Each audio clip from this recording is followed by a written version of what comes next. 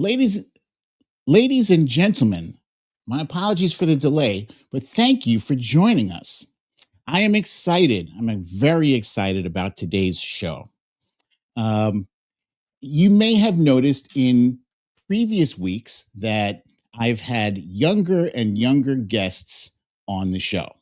In the most recent weeks, I had Isaiah Martin, who is currently running for Texas congressman, and his friend Olivia Giuliano, who's also working on his campaign. And I feel it's important for us to start bringing the youth into this conversation, the conversation of running this country. I believe that the children are our future. I think that we should teach them well and let them lead the way. Show them all the beauty they possess inside. Fun fact, that's the second time today I belted that out. First time, we weren't even recording. So, excuse me. My guest today has definitely made an impression upon the Democratic Party. He is dynamic. He is enthusiastic. He is intelligent. He is kind of all over the place, actually. He's been seen with the likes of Representative Jasmine Crockett. He's been seen with Senator John Ossoff. He's had the good fortune to meet with Vice President Kamala Harris, former Vice President Kamala Harris. He is here.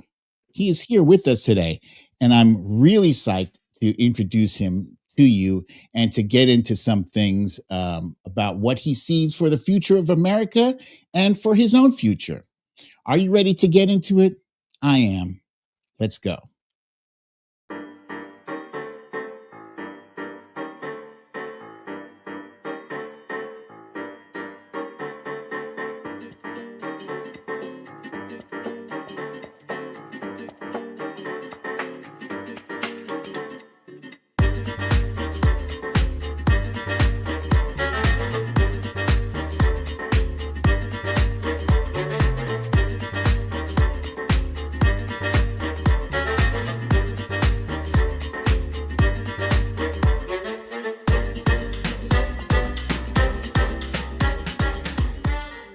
Storytime.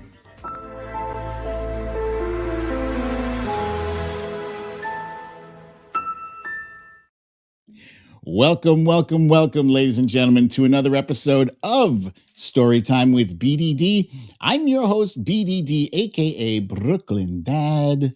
And as I said, today's already been a very funny episode, partially because I already did that whole intro thing. and then Zelda texted me and she's like, BDD, I can't hear anything. And I was like, wait, what? So I did the whole intro, but I wasn't recording anything. All right, so now we're recording. And as I said, I've got a fantastic guest with us today. As I said, he is highly intelligent. He's very charismatic. He's just a super, super nice guy. He's an influencer. He is an internet personality. And without further ado, it is my pleasure to introduce you to Knowa De Baraso. What's going on, Brooklyn Dad? Welcome, Knowa. It's so great to have you here with us today. Thank you for joining us. Of course. I would come at you a little more fresh today, but today's been absolutely hectic. I would come to you in a suit or something, but we'll figure that out later. It's all good. I don't do suits here. The only time I do suits is like when I'm, out and about on official business. This is kind of official, but we're low key here, very low key. Yeah. So, yeah. As I said earlier, what I like to do for our audience is get the audience to know you a little bit better. And there's something that's been burning on my mind. What I've been wanting to know is, your name, right? I am fascinated by your name because, on the one hand, right? So, first of all, people refer to me as BDD. Some people call me Brooklyn Dad. And some people even call me by my actual name, Majid Padelin. Majid is Muslim and Padelin is Indonesian. That's a whole another story in and of itself. Um, but your name, it's fascinating because when I first heard it, right, I was like, oh, it's Noah, right? I was like, it's Noah. But then I learned that it's actually Noah. so so tell me this, Noah. Has have either of your parents explained to you what was the motivation behind the spelling of your name? I mean, it's my name. I mean, so essentially, I don't think there's a backstory. I think that's just my name. I think that's my name. But you do have a very interesting. I call you Brooklyn Dad. That's it. I call you Brooklyn Dad. That is perfectly fine. And I just want to say that, so my thought is, one, whoever it was between, so for my name, my mom my mom beat my dad. Like, he wanted to name me Michael David, and my mom was like, nope, it's got to be Muslim. And so it's Majid, which means glorious. One of It's Muslim name, one of God's names. But I think your name, Noah, it's spelled like Noah. And you just did a photo shoot today, I think, was for this piece here. You want to tell me about this? So What you Brooklyn Dad, know I'm gonna be about that? honest. Yeah. So Brooklyn Dad, I'm gonna be honest. The front cover, it is not the best picture I have ever taken. I'll tell you that. But the rest of them, it's great. And what I feel like they did is, unlike some of the other, I'm not gonna name drop these articles, but unlike some of the other interviews I did, I think the Atlanta Voice really gave me the opportunity kind of to speak as a person, and less from a follower count. And I think they really, as being the Atlanta Voice, they gave me the opportunity to do that. I'm very thankful for them. Black owned newspaper in Atlanta, Georgia, great people. Nice. Um, Let me ask you about politics, because, so when I was your age, it was not all that common for kids to be, interested in politics. We were interested in sports and in movies and comic books. I'm still I interested in started comic books. something here. um, but what was it for you? What sparked your interest in politics? So I want to hear you respond to this when I tell you. So essentially, I've always been an influencer, and I got calls from the party, and individual candidates saying, "Hey, can you please endorse? Can you please go to UGA? Can you please talk to white college students? Can you please get out the young vote? Please, can you endorse? Can you endorse?" And I don't know anything about these candidates, and they expect me to say yes or no on the spot because of a political party. No, I am not beholden to any one political party just because they're a political party. I'm going to endorse you. No. And so I use my platform. It's simply just using my platform to endorse candidates, even though it has lost me tens and thousands, hundreds of thousands of followers, just for being political instead of just being funny or something. It was worth it, and it's a sacrifice that is worth it for the country. And I'm glad I did it. So that's how. So, okay. So I'm curious. You do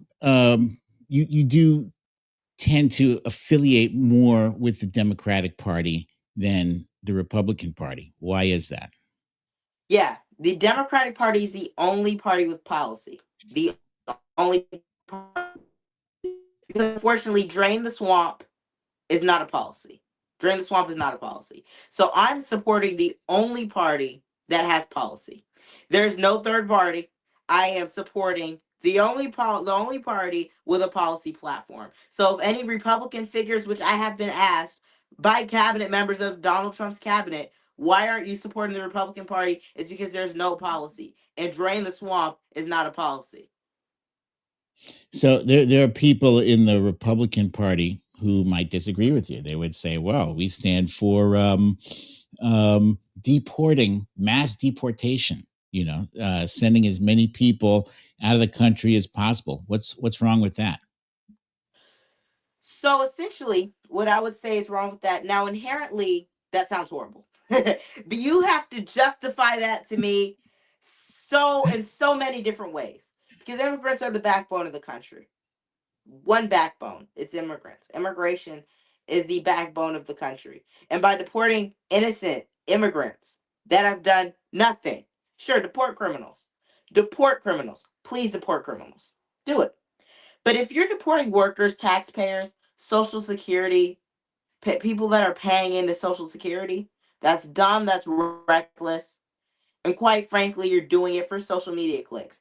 I'm not going to lie, Donald Trump is doing a great job with rage bait. He is. Engagement farming is what I call it. He's doing a great job. But quite frankly, you can't rage bait with our country. So hopefully in 2026, America can get our act together and elect some Democrats in the midterms. Because as I explained, that is absolutely stupid to deport taxpayers of this nation. It is. I gotta say, excuse me. It's very fascinating to hear you say that because you're absolutely right. You're absolutely right. There's a large number of immigrants who pay taxes here, and not just any taxes. They're people, they're immigrants who contribute to Social Security that they will never have access to. So they're throwing that money in the bucket for us, and they won't ever even be able to. They're heroes, Brooklyn Dad. They're heroes. Yeah, and we often forget where we came from. They say, no, don't forget where you came from. But all of us here in America, with the exception of Native Americans, are immigrants. It's plain. It's a simple fact. It's a fact.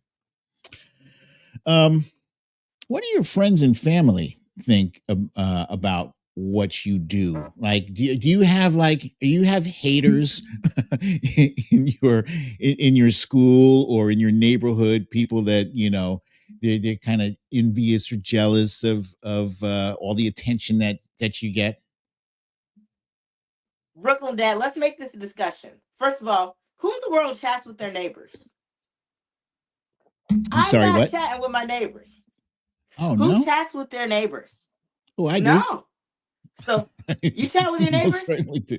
Oh, absolutely. Yeah. Well, you're a good guy, Brooklyn Dad. I quite frankly don't chat my neighbors. No, but in all seriousness, first I do online schooling for security reasons and for time reasons. God, I think I did, 8 interviews today alone today. It's a Friday. It's just for time's sake and for security reasons. School is awesome though, but for those two reasons. But no, I think they understand the sacrifice I'm making. I could be doing selfish content. I could be doing what I used to do. I could be making entertaining content for people that consumed it because they did consume it. It was working for me.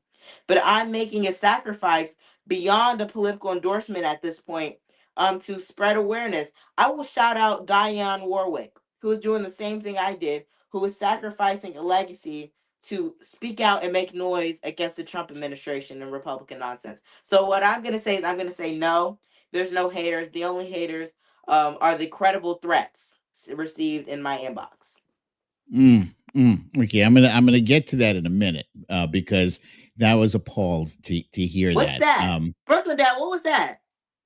Those hearts? I didn't mean. Did you so do that? I do that? I didn't mean to do that. I was just doing this. Do that again. Do that again. Do that again. Oh, it's not working. Oh, there you go. Oh my God. I swear to God, I've never seen anybody do that. Wait, let's see. Can I do it too? No, I don't have the power. It doesn't work for you, Brooklyn Dad. It must be a filter you have. Look at that. What is happening? That filter. I didn't touch anything. All right. What was I saying? So I wanted to say that in your travels, you have had the good fortune of meeting not one, not two, but three former presidents and two almost presidents, right? There's you got former President Barack Obama there on the right. You got uh, uh, President Biden there. President Biden, best president of our lifetime. Interesting, interesting. Tell me why you feel that. Look, I'll make it quick because you were on a point. So many 18 million new jobs. Raise federal minimum wages for workers. I'm not affected by that. This is something that I'm doing for other people. Not only that, but the historic infrastructure bill. Build Back Better was attempted to get passed. He still got some of that agenda passed despite the weak senators, the weak Democratic senators who voted against it. Historic nomination of Ketanji Brown Jackson. And let's talk about those federal judges. No, but best president of our lifetime. No one else compares. I like that answer. I like it. Yeah, and the only point the only thing I was getting to with my question about those former and almost presidents was, did you have a favorite interaction with any of them? Something that sticks out in your mind, like, oh my goodness, remember that time when? Yeah. So I'll give you two. So I'll give you three. I'll give you three. So with Joe Biden, I met him 4 times. And the second time I met him, I was in the front row of a political fundraiser. It was a fundraiser for his reelection bid, in which I was in the front row, and he said, "Look at him right there with a great suit," or something. So he was such a great meet, like a handshaker, a great handshaker. He remembers your name. And I'm sure if he didn't see me on the live news, he would still remember my name. But I think Joe Biden is a once in a generation leader. Kamala Harris, that's a whole different story. Kamala Harris's family, I've been to her house. Kamala Harris is great. What? Kamala, oh my gosh, don't get me started. And the last one I'll give you is Hillary Clinton. Now, if we're talking besides world leaders, Hillary Clinton is one of the nicest humans I've ever met. Wow. So yes, Hillary Clinton is great.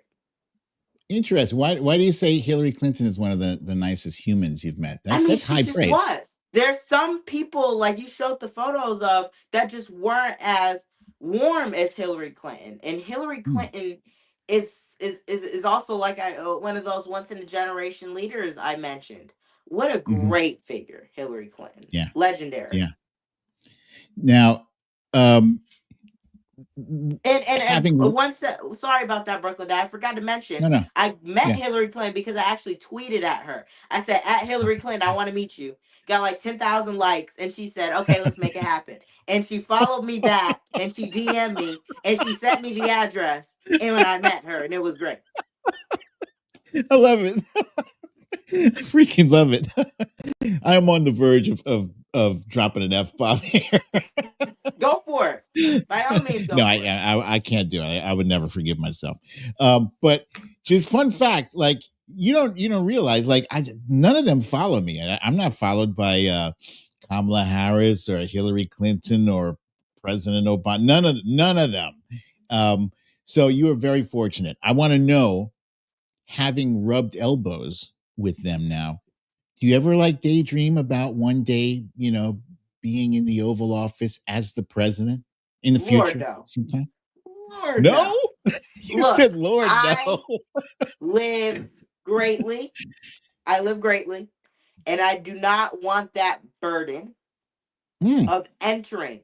That's why I have stuck with making political endorsements and using my platform to support these figures and get friends of mine into the Oval Office, such as Hillary Clinton and Joe Biden, Kamala Harris, and whoever I do endorse in 2028. But no. And that can change. Yeah. Let me just take a moment here to thank our friend Zelda. Zelda, who has been very kind to make a donation to the show. I greatly appreciate you, Zelda. Thank you so much. I want to know, you had a rare kind of like front row view of the 2024 election, in that, you had a chance to like hobnob with some of these most powerful people. Were you surprised by the end result, and what did that tell you about America? I was okay. So there was an article that I did. I'm not gonna name names, but they took out of context me saying that I was surprised, and they said I wasn't surprised, even though I said I was surprised. I don't know how they did that. They're highly credible, but they misquoted me. So I will Mm, say I was absolutely surprised. There was so much support. I mean, I was going to college campuses. I was getting the words out. I was doing the voter outreach, and during that, I'm not really a door knocker, so I didn't knock many doors, but I did speak at canvas launches. I didn't make phone calls. I don't know how that would have went, but I did organize phone bank launches. I didn't organize them myself. I spoke at them. My bad. But what I will say is that all of my responses were yes. I'm gonna support Kamala Harris. Why wouldn't I? right. And so yeah, I'm absolutely surprised by that. And the end result, it tells me about America. It doesn't tell me much about America. I don't think it tells me much at all. It was just a bad time for the incumbent. There was enough proof that the Democrats were ready for 4 more years, I guess, for them. And we just didn't. It was just the wrong time, no matter who ran. It was just totally the wrong time. It was just the wrong time, no matter who ran. You don't seem like you were devastated by the by, by the result. Like, you First do one, seem Dad, I didn't disappointed. lose. I didn't You, lose you do much sleep. seem okay, People because were you talking you about left it all some out there. people were talking about some, you gonna cry? No. What do I have to cry for? No. I don't cry for anything else. Why would I cry for that? No. No. I was not devastated. I was not sad. I was disappointed in the country, but I was not going to throw a fit about it. No. There's Yeah, people that are way yeah, more affected than I am. I feel bad on their behalf. But no, I'm personally not gonna cry myself. yeah. So yeah, I am one of those people. I was sorely disappointed in America. So, but there's a difference, right? So 2016. How old were you in the 2016 election happened? 5, 6, 5. Okay. Do you even remember that I whole thing don't. going down? I Okay. don't. It I was it didn't. was bad. There were Something about people. Russia. Something about Russia. I don't remember. Yeah. There were people literally like in tears crying. There are memes. There's that one meme, you probably seen it, where the woman is like, no, Yeah. trolls like to use that, to attack us with it, and I agree with you. I didn't cry this time. I was disappointed. I was like, come on, America. This guy is a convicted felon. You went with this guy. It's terrible. But I want to get back to, we alluded to you being targeted online by nasty trolls, and I'm going to read your tweets here, right? Um, the first one: the threat made on me tonight will be reported to state authorities. We have identified the figure, and I appreciate our Twitter investigators on this app for finding the identity. And next was: to the people making a hero of the person who sent the threats on me while saying I shouldn't be on the platform when I'm a public figure with the brand. You are reprehensible human beings. First, let me just say I like how you handled that. I like um I like how you verbalized that. It was pitch perfect.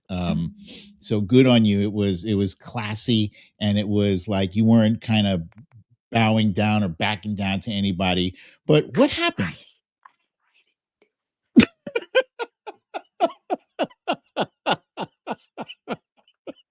it. That's okay. That's okay. You know what? If it was your parents, good on them too, right? No, what? Team. Oh, it was the team. Got it. Got it. Okay.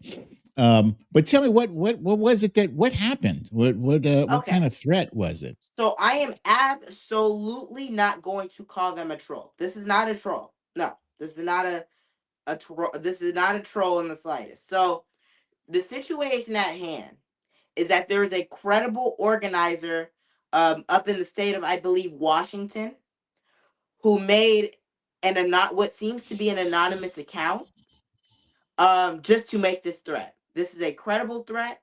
This was a real threat, and this is not a troll. This is one of thousands. This is one of many thousands. But this is one of the most credible. I'd say at least 300 of those thousand are credible, but this one seemed very serious. And when I say this will be reported, that's not a threat. It has been. It is. This is taken care of. This is taken Hmm. care of. And if it wasn't for the same sheriff's office that ensured Trump got a mugshot, I don't know what I would do. Shout out to the Fulton County Sheriff's Office. Shout out to Sheriff Labat, and his team for taking this so seriously, because this is such a thing that many people deal with. No other sheriff's office would touch it. Georgia wouldn't touch it. And so I'm thankful for his office. But no, this was absolutely not a troll. This is a serious. This is very serious. My emails, gosh, I don't read them, but they have to read them. My emails, my DMs. I don't know why my DMs are open. Why are my DMs open? I don't know why my DMs are open, but they're there too. And these are all credible. These aren't trolls. These aren't MAGA. These are real. You're making a distinction between trolls and credible threats. So what's the difference between a troll and a credible threat? The troll A troll is really ain't gonna do nothing, right? Not give you buck. You don't want no problems. You talk like you do, right? So Mm. essentially, trolls are on the internet. These people will post stuff in real life, and based on Uh-huh. the investigation of a lot of these offices up in their jurisdictions, is they're determined to have been serious. This is serious. So trolls will probably leave a comment. I don't even block. They don't even block trolls, right? Trolls do not get blocked, right? Hmm. But Hmm. these credible threats are extremely serious, and they are reported. Okay, it's just as I listen to you, it's very interesting that you made that distinction, and are you don't even seem worried. You don't seem worried or intimidated Brooklyn Dad, by the I'm fact. chilling. You should see that security guy, Brooklyn Dad. I'm chilling. I'm chilling. I'm That's chilling. good. That's good to hear. Because I myself am still appalled that anybody, because MAGA loves to say, "Oh, you can't go after kids." Like if somebody mentioned that Barron Trump was tall, and sorry, objectively, that man is tall, and I can say man because he's 19 now, I think, and he's like 6'8" or something. But they're like, oh, his kids are hands off. You are, although you are intelligent, and very savvy, you're still a child, right? And they, you should be, hands off. And I don't care that it doesn't mean because you're on the internet that you're fair game. That's malarkey.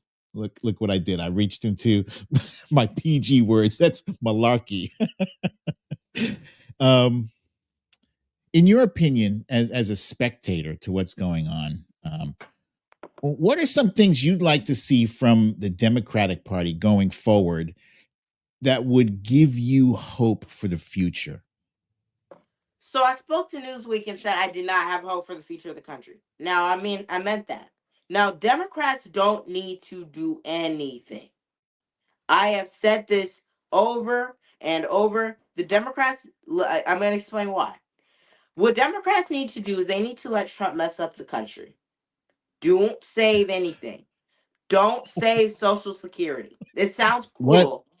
Don't Oh save it. no, I Let him disagree with you there. campaign on it in the midterms, right? Because if you think about it, you're not going to get credit for saving Social Security. That's the fact of the matter. So we have to let him destroy the country and then fix everything up in the midterms. So there's nothing Democrats can do. Democrats, we had a job in November and we failed. So that there's nothing at this point that Democrats exactly can do. We got to wait till next year. Let me just tell you why I disagree with you on the Social Security thing. You asked me earlier how old I was. I am 56 now. I'm going to be 57 in less than 2 weeks on April 28th. Be Happy 57 years birthday. old. I will text you on your birthday. Thank you, brother. But I say that because that means like in 10 years or less than 10 years, I'm eligible for Social Security. And I'm going to need that, right? And it's not just me, right? I've seen you. I've seen you make statements about things like education. I love your stance on education. Like you're like you had a tweet where you said, "I don't go to public school, but education is very important, and the Trump administration is going to really do terrible damage to education." Um, Even if I wasn't going to be needing Social Security, there are other people who are like who need it right now, who are using it right now. And I understand that there will be a lot of political fallout if Republicans are able to dismantle it, right? But it's not just the political fallout; it's real lives that like will be irreparably harmed by the loss of Social Security. So that's one red line that we can't give. I understand the other things. The other things, he's going to destroy this economy. He's already got that ball rolling in terms of like, I don't know if you heard about the tariffs that he's imposed. Have you heard about that? The tariffs? Oh yeah. Oh yeah.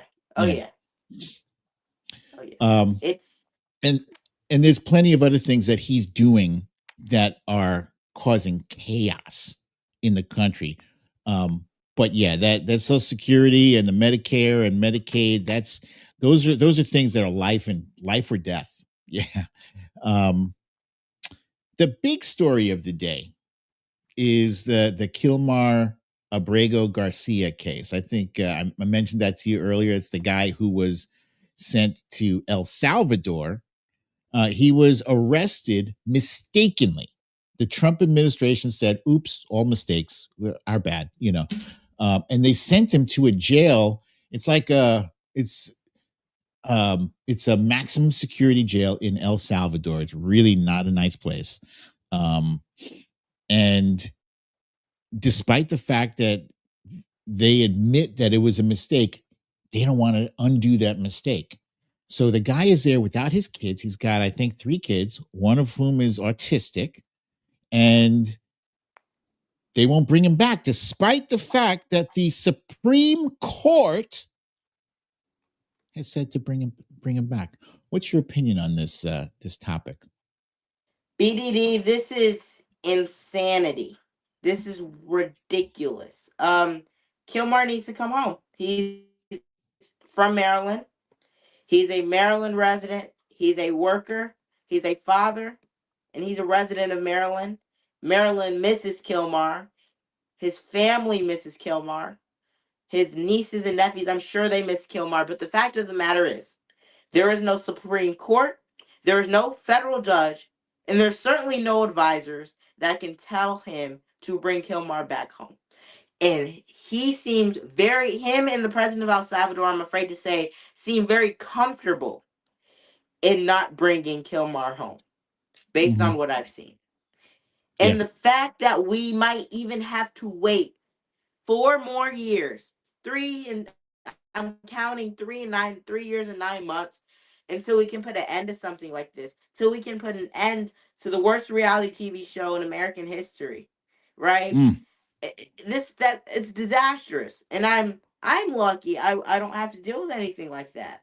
And I just feel so bad for Kilmar. And there are some Democrats who aren't as fierce on this issue, and it worries me. And I'm thankful for the Maryland Senator Chris Van Hollen for his leadership on the issue. Bring Kilmar back home. Yeah, agreed. That was a great thing. So I asked you earlier what things you'd like to see out of the Democratic Party, and what Senator Van Hollen did yesterday, I thought was was one of those things I personally would like to see. I like the fact that he got on a plane and he went and said, I need to see this guy, because a lot of us actually thought that Kilmar was no longer with us. We thought he was deceased. So at least we got proof of life. Secondly, there's Trump and all of his minions are saying, oh, he's a criminal. Oh, he's MS-13. Oh, he's a terrorist. So where's your proof? Where's your proof? If somebody, Noah, if somebody were to accuse you of a crime and say you belong in prison for this crime, because we're the United States of America, we have rules and regulations. One of those rules is due process. You can't just be sent to jail because Joe Blow said Noah did something illegal. No, where's your proof? Where's your proof? Let's go to court and let's hash it out there. But Kilmar was not given the benefit of a judge or jury. They just picked him up, put him on a plane, and shipped him over there. And why are we so caught up about this? I'll tell you why I'm caught up is because I'm very vocal on Twitter and other places about my opposition to Donald Trump. And so are a lot of other people. And some of us are concerned that this could be a pretext to him just, you know what? Let's send Brooklyn Dad over to El Salvador. And if they can just get me on a plane before a judge can say, don't move that guy, then I'm in trouble. And so we're concerned that they're chipping away at our democracy, at the things that make America, that actually make America great. If things were to devolve to that point where there was a real risk of being shipped off somewhere if you said something bad about Donald Trump, would that make you stop speaking out against him? No, because he'd have to get through my security guards. He's not going to get to me. He's not going to get to me. That's the best part. But on behalf of someone else, no.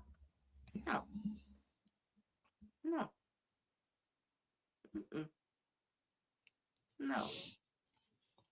Okay. So just so you know, the federal government does have access to some serious, I'm sure you've got great security officers that are protecting you, but the government. Come get me, federal government. Come get me. I don't like you. I don't like you. So no, we don't want that. In all seriousness, we don't want that. No, censorship and this kind of dictatorship will not scare me off. This is what they want. They want Brooklyn Dad to be quiet about it. They want MSNBC to stop making noise about it. They want Dionne Warwick to stop tweeting about it. They want Julia Roberts to stop endorsing. This is what they want to do. And no, it's not going to work. Absolutely not. I love to hear you say that. You are a very, very brave, courageous young man, and I'm so glad that we have you on our side here. I got a few questions for you, some random questions just to see your opinion on certain things. Let's do it. I want to hear your prediction. This is where it gets serious. I want to hear your prediction for the 2028 presidential election. Who's going to win that one? Okay, Brooklyn Dad, you're going to hate this. Do not be upset. Let's hear it. I'm ready? Yeah. We're going to have our very own Trump. Okay? Now, can I give you two outcomes? Can I please give you two outcomes? Yeah, okay? I don't like that first one, but let's hear it. I'm going to tell you, we're going to get Stephen A. Smith. And oh my God, I would have guessed that. Go ahead. I'm going to tell you why. And a lot of our Democrats that are here now are not going to like it. And it's just like Trump. A lot of the Republicans who were around at the time did not like the takeover. And Stephen A. Smith is going to have a takeover, I feel like, where he's gonna have the celebrity endorsements, he's gonna have the influencer endorsements, and it's gonna go crazy, and it's gonna be a revolution. Or we can get Mm-hmm. Kamala Harris as the nominee, right? And she Mm-hmm. can make a comeback, and she will win. Hmm. Now here's a bonus one. Wes Moore is gonna be the next Barack Obama. Now here's the thing. Mm. Here's the thing. Here's the thing. Why Which why not one? Westmore in 2028? Why not What's More True? I don't want to see anyone else. I don't want to hear any talk about Gretchen Whitmer. I don't want to hear anything about Andy Bashir. And I'm this close to not wanting to hear anything about Tim Walz. And I definitely don't want to hear about Chris Murphy. So out of those three outcomes, which one is your favorite? I like Westmore actually. And let me just say this. Let me preface it. Um, Stephen A. Smith is entertaining. I don't like the idea of us having. First, I don't think he's a Trump-like candidate aside from the fact that he's a celebrity. That's it. But he's got way more brains in his pinky than Trump does. I will give him credit for that. Maybe, Um, maybe. um, I honestly do love Kamala Harris. I think she was fantastic, and I think she was robbed. And she came this close with only 105 days to pull everything together. And she came within a percentage point of beating Trump. But with that said, um, America really broke my heart on that day. Right? They broke my heart, and so I don't think America is ready for a woman of color president yet. So I think it was just the wrong that time. leaves well, that's I what don't think that exactly. 107 days mattered. I don't think that mattered. I mean, it was a campaign. They had enough time. They made their decision. The American people made their decision in time. They knew the two candidates. 107 days, 50 days, or 10,000 days. I think it was just the wrong election year. And if she runs again, she will win. I Really? don't think Gretchen Whitmer will win. What about Westmore? I think Wes Moore will win in a Barack Obama style. Absolutely. Those are the only three people that can win 2028. I like Westmore for 2028 personally. What's your favorite TV show? So I don't like all of the dramatic Stranger Things stuff and this and that. I like a classic sitcom. Which one? Maybe like Family Reunion on Netflix. Hmm. Interesting. Okay. Favorite members of Congress. I'll let you pick three. You can pick Okay. three. Nikema Williams of Atlanta, Jasmine Crockett, and I gotta pick one out of these.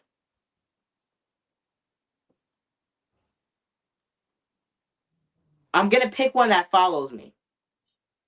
I'm gonna pick Richie Torres. Richie Torres. Richie Richie Torres Torres. is a up and coming excuse me, star from New York Richie City. Torres. Richie Torres. Okay.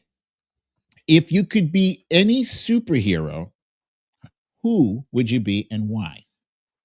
Me. No, but what I mean is from the comic books, either Probably me. DC or Marvel. DC. Me, Washington, DC.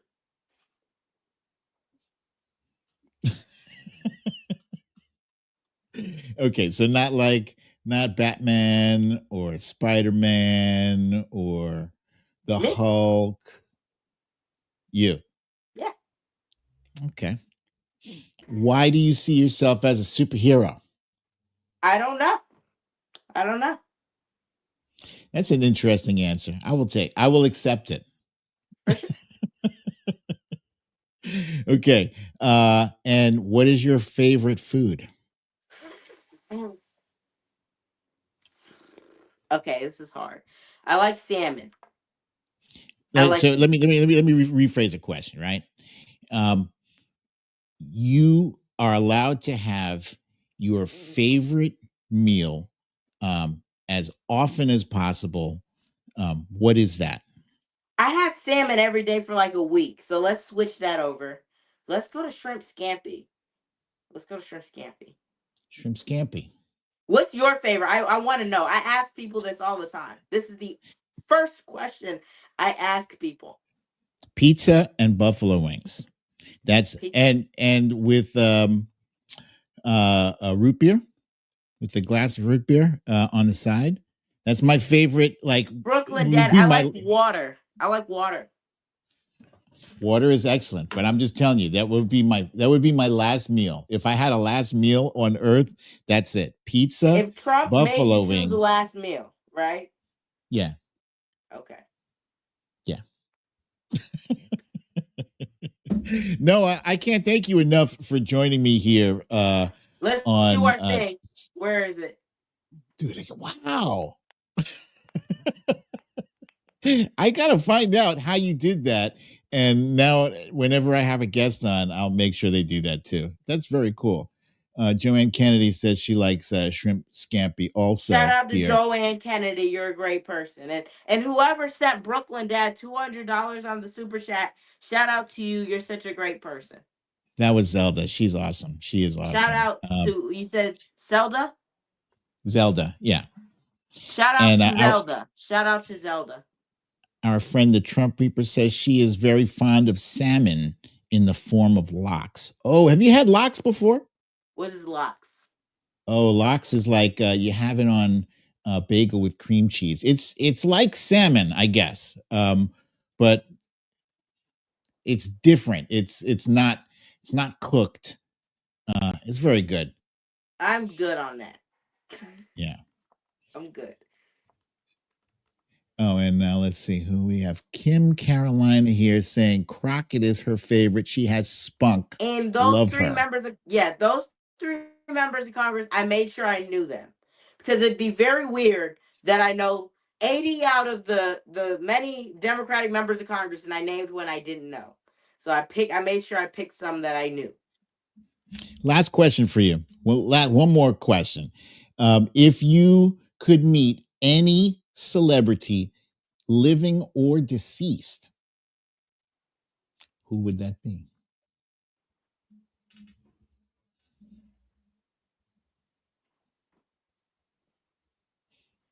No, I'm not letting you get that. No. Okay, no. Any celebrity, living or deceased. Okay, so here, let's do this. So I would have to pick one deceased, because I can catch these people anywhere. So it would have to be someone I couldn't meet on Earth. Mm-hmm. You know what? No, I'll do someone living. Kendrick. I want to meet Kendrick. Kendrick Lamar. Yes. Or those who are more familiar with him would just say Kendrick. Yeah. Yeah. And I'm serious when I say that. I'm serious. I mean it. And let me do a special message here. I'm live on air asking Tina Knowles, I would love to meet you when you come to Atlanta for your book tour. There it is, folks. Tina Knowles. The invitation is open. It's wide open. My answer, if you were to ask me that question, I would say Prince, because he was my favorite. Which one? Prince, the Prince. From England? No, the singer. Singer, Minnesota. Tim Walker. Yeah, from Minnesota. Yeah. He was my favorite singer, favorite artist, and I never got to see him live. And I heard he was chill. Like a super nice guy. So I would love to hang out with them. Yeah. Absolutely. Brooklyn Dad, it has been such an honor. And stay in touch, Brooklyn Dad. And it's going to be great seeing the reactions to this interview. And let me do my thing. Hang tight. Don't go anywhere yet. Just let me sign off here and I'll join you on the other side. And folks, thank you for thank you for joining us for another episode of Storytime with BDD. I'm your host, BDD, aka Brooklyn Dad. And as always, I look forward to seeing you guys here. Same time, same place. I love you all. Peace.